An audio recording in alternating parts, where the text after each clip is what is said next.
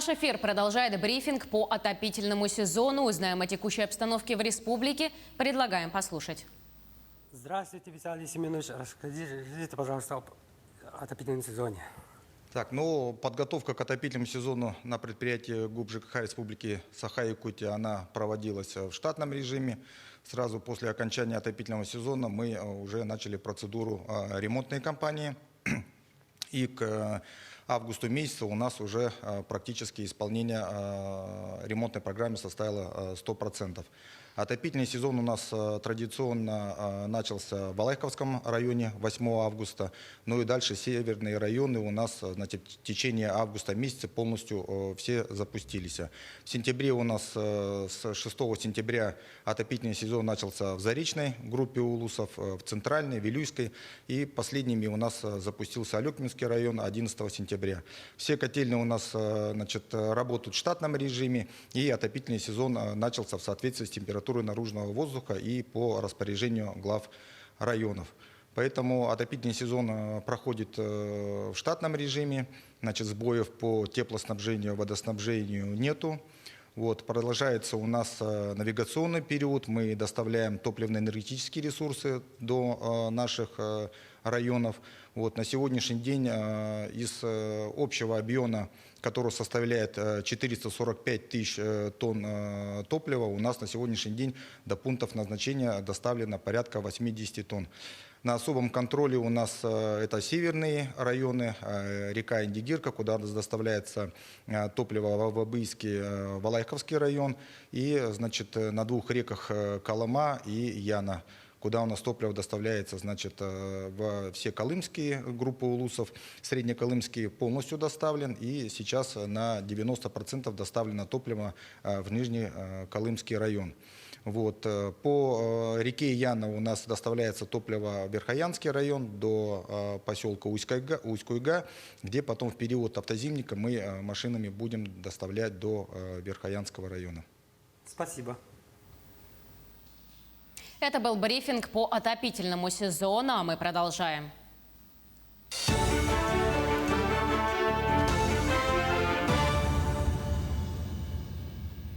Вы смотрите новости на телеканале «Якутия-24». В студии Валерия Наумова. Здравствуйте. Основные темы этого выпуска. Начало положено. Сегодня забили первую сваю нового здания Дома престарелых и инвалидов в Намском районе. В республику прибыл сводный отряд Федерального медико-биологического агентства. Специалисты окажут помощь якутским медучреждениям. В Мирном провели экологический квест. Расскажем, какие задания придумал для ребят экологический центр «Алроса». В селе Намцы в торжественной обстановке забили первую сваю нового здания Дома престарелых и инвалидов. В мероприятии приняли участие глава республики Айсен Николаев и спикер Госсобрания Илтумен Алексей Еремеев. Объект будет построен в рамках нацпроекта «Демография» с использованием федеральных средств в размере порядка 560 миллионов рублей. Новое здание будет построено до конца 2023 года. Оно будет двухэтажным в каменном варианте и рассчитано на 65 койко-мест. Для строительства будут использованы современные строительные технологии и архитектурные решения. Это третий объект в рамках регионального проекта. Мы в этом году уже ввели в Вилюйском районе новое большое здание, именно, значит, взамен старого, так скажем, деревянного здания, созданы комфортные условия. Там тоже для престарелых? Там тоже, да, для престарелых инвалидов специализированный дом социального обслуживания. Значит, сейчас одновременно ведется строительство в Алекминском районе. Также будет построено здание, которое позволит уже в целом обеспечить комфортные и безопасные условия для проживания наших подопечных. И третья стройка в рамках регионального проекта именно в Намском районе. В республику прибыл сводный отряд Федерального медико-биологического агентства. Приезд медиков был организован по инициативе правительства республики для оказания практической помощи якутским медучреждениям. Так, в настоящее время 6 анестезиологов-реаниматологов работают в Якутской республиканской клинической больнице номер 3 в Мирнинской ЦРБ. С 14 по 24 сентября в Якутске свою работу начнет бригада профилактического медицинского осмотра. На профосмотр будут направлены более 500 участников тушения пожаров. Федеральное медико-биологическое агентство направляло отряд в соответствии с пожеланием местного отраслевого министерства. По словам министра здравоохранения республики, коллеги очень довольны их работой. Но на самом деле это высококлассные специалисты. Половина прибыла из Москвы, с центра Бурназяна, половина прибыла из Сибирского федерального округа. Я думаю, общение с местными коллегами обогатит и одну, и другую сторону. Максимально надежной защитой против COVID-19 остается иммунопрофилактика. Вакцинация в Алданском районе продолжается. Запас вакцины в прививочных пунктах достаточный. Между тем, напряженность ситуации по распространению новой коронавирусной инфекции не ослабевает.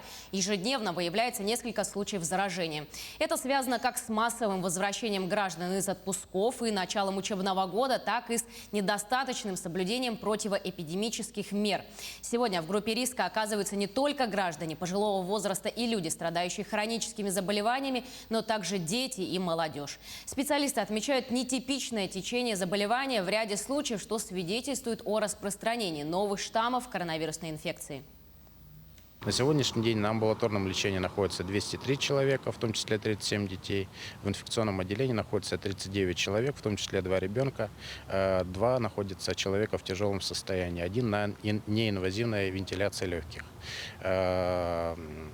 По вакцинации против новой коронавирусной инфекции нам план повысили до 26 тысяч взрослого населения. На сегодняшний день исполнение плана порядка 70%. К нам поступило 2000 доз гамма-ковид-фак, что позволяет нам выполнить этот план. По заболеваемости ОРВИ на сегодняшний день также отмечается рост среди взрослого населения и среди детей. В первой и 36-й школе ввели карантины и перевели на дистанционное обучение по заболеваемости ОРВИ среди детей. Тем временем 2021 год объявлен в Якутии годом здоровья. Более того, в этом году отделение скорой медицинской помощи Якутска отмечает свой 90-летний юбилей. Еще в прошлом веке первые бригады медпомощи передвигались на гужевом транспорте. А сегодня это единая, мощная система, в которую входят станции, больницы, санитарная авиация и даже научно-исследовательские институты. В этом году республика уже получила 10 специализированных автомобилей для медицинской помощи. Эти автомобили в первую очередь распределят по северным и арктическим районам. Отметим, что до конца 2025 года по этой программе ожидается получение еще 200 единиц новой техники для нужд здравоохранения. 7 февраля 1931 года сформировалась наша станция города Якутска, которая вначале обслуживала пациента на гужевом транспорте. В дальнейшем подключился грузовой транспорт, потом стали обслуживать пациентов на легковом автотранспорте неподготовленном. А с 1960 года Ульяновский автозавод начал выпускать специализированный автотранспорт для станций скорой медицинской помощи.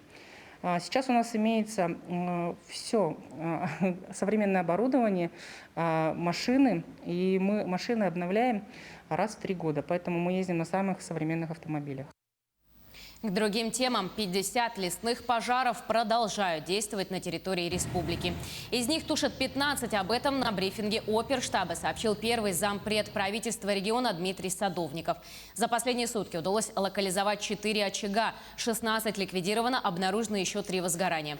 Борьбу с огнем ведут более 470 человек и 76 единиц техники.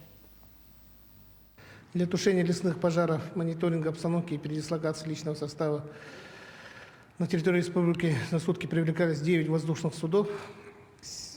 Пожары тушатся в 9 районах республики. Это Татинский, Усть-Майский, Чурапчинский, Усалданский, Горный, Вилюйский, Нюрбинский, Намский и Амгинский район. Приближенных и угрожающих населенным пунктам объекта экономики пожаров нет. Между тем, сегодня город Якутск окутал смог, который пришел от действующих лесных пожаров в Усть-Майском районе. Отмечается, что сегодня там действует 6 очагов возгорания. Жители Якутии могут подать онлайн-заявление о намерении заключить договор о бесплатном подключении газа в рамках социальной газификации. Сахатранснефтегаз запустил соответствующий раздел на сайте компании.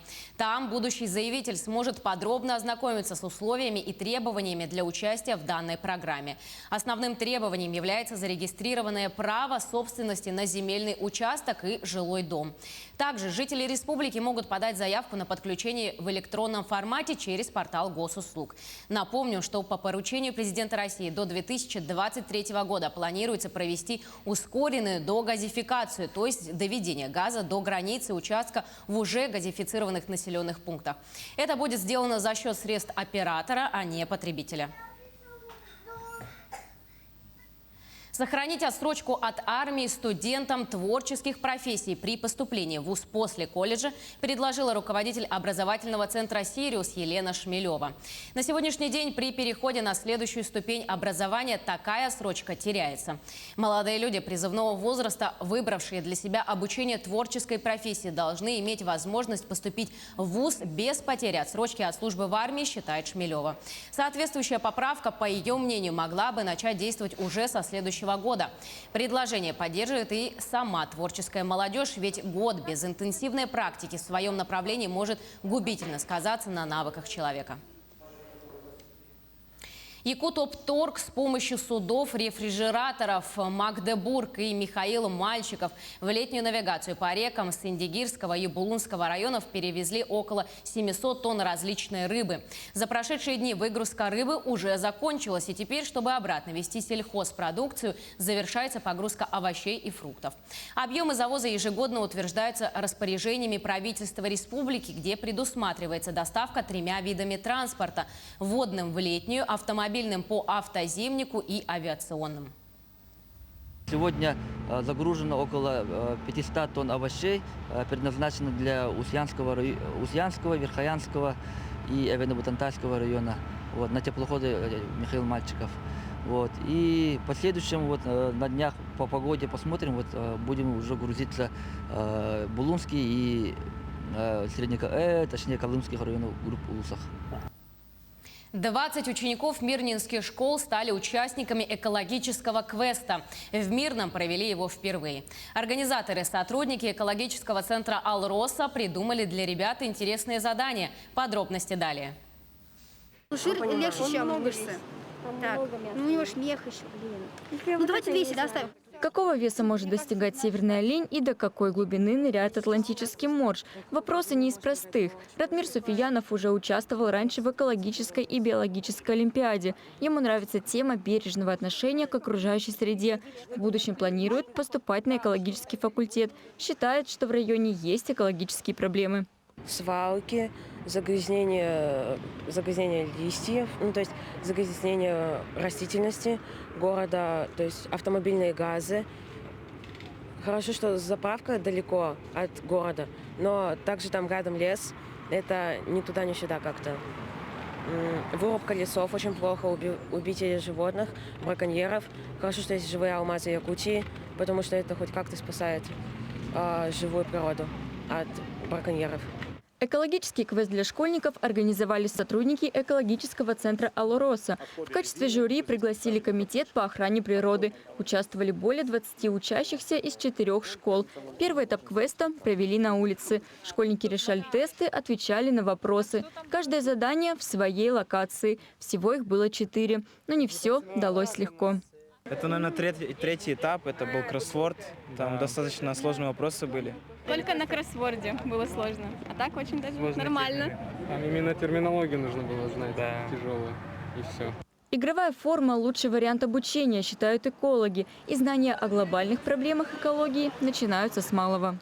Я считаю, что это нужно уже внедрять даже и в детских садах, не только начиная с 9 классов, чтобы не кидали мусор мимо урны, чтобы... Например, проводятся также мероприятия по сбору пластиковых крышек, пластиковых бутылок, чтобы не загрязнять природу в целом, чтобы эти бутылки не плавали в наших реках. Кого-то интерес к экологии приведет к будущей профессии, уверены экологи. Лучший результат в квесте показала 12-я школа. Второе место занял лицей, третье – первая школа и четвертое место за 26-й школой. В дополнение к новым знаниям все участники получили призы. Юлия Золотарева, Карина Лопатина, Алексей Меркулин, телеканал «Алмазный край». К этой минуте у меня все новости. Оставайтесь с нами на телеканале Якутия-24.